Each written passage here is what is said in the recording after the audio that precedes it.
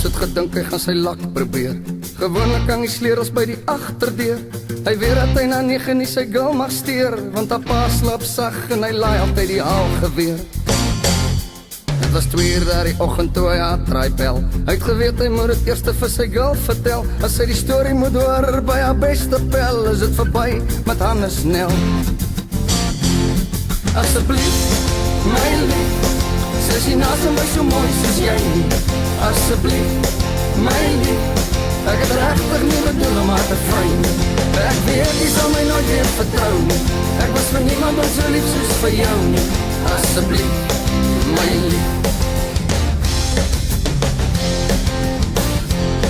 Het was 3 uur toe Hannes aan haar uitklop. Sy chommy spanner loop en drink nog as hy loop top. Hy piep die cirkels op die terend en 'n wieldop van 'n speedkop wat toevallig langsom in die pad stop. Spanner het vir jare in die tronk gebly. Hy het lanklaas met 'n speedkop op die straat beklei. Toe Hannes kom probeer om hulle stil te kry, word hy deur 'n vragmotor raak gery. Asseblief, my lief, sy sien naast my so mooi soos jy nie.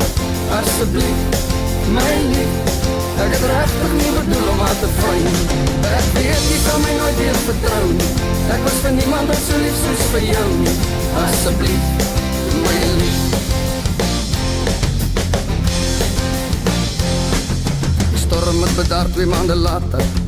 Hannes is stabiel leider met whisky en water. In die plaaslike koerant sien ons vir Hannes is sy mater en sy girlfriend word by die dag kwater.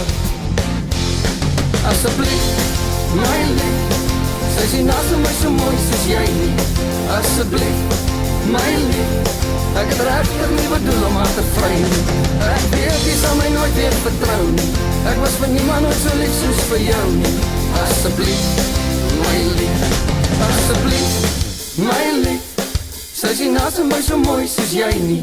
Asseblief, my lief, ek het regtig nie bedoel om haar te vry nie. Ek weet jy sal my nooit weer vertrou nie. Ek was vir niemand ooit so lief soos vir jou nie.